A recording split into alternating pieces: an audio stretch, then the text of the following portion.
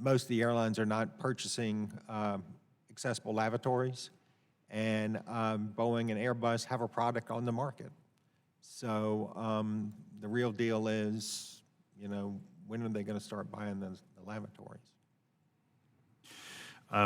Mr. Leader, can you elaborate a little bit more on technological investments to improve accessibility? Certainly, Chairman Larsen, when it comes to restrooms, the SpaceFlex option that Spirit has implemented was done on a voluntary basis. It's designed so that you can have 2 lavatories that actually become one, so it's more accessible for people that need the additional space and room. We have other new technologies that are, as I've put in my written testimony, will enable airlines to actually use space that could not otherwise be used in the aircraft for a more accessible lavatory by actually expanding the lavatory out.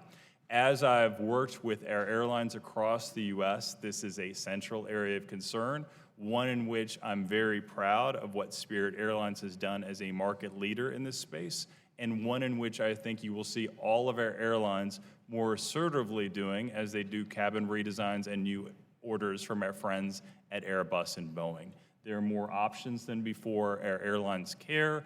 And the big requirement, and this is what SpaceFlex allows, is you have 2 lavatories for use for most of the passengers, because we do want to serve all passengers.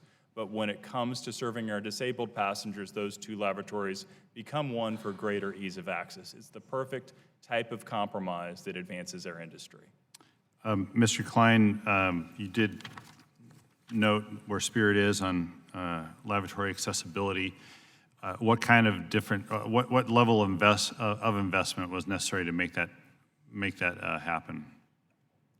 Well, we did go through a retrofit of, I'd say at the time was roughly half of our fleet went through a retrofit in order to put those accessible lavs into the aircraft. And now every new delivery we take moving forward, which I think that project finished up about 2 years ago. And since then, every new delivery we have, it's right there as it comes in. If I may add one other piece to that, to what Dr. Leader mentioned, is we also have on our aircraft the widest aisles that you could possibly have on a single aisle aircraft. It's important to us. We put certain types of seats in that create more width for the aisle as well, just to help address the issues that Mr. Page mentioned earlier. Yeah, and all of your planes are single aisle? Yes, that's correct. Spirit is all single aisle. All single aisle, that's correct. Yeah.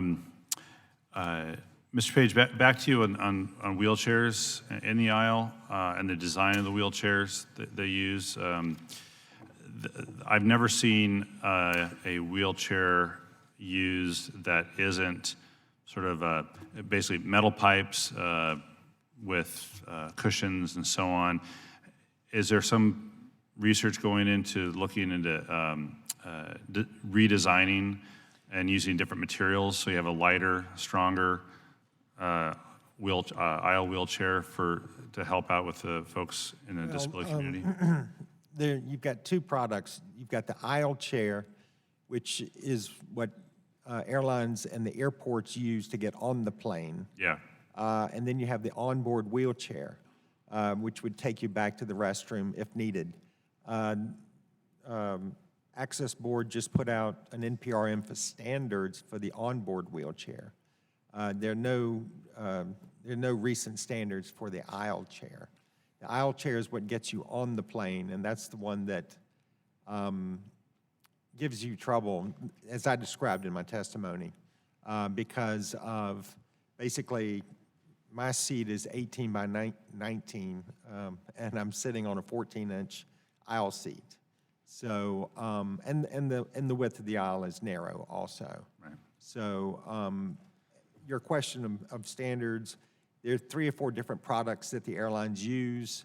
The Columbia is the most wide used across the industry, and there are a couple others that are used, but they're not specifically designed for someone with a permanent disability such as myself.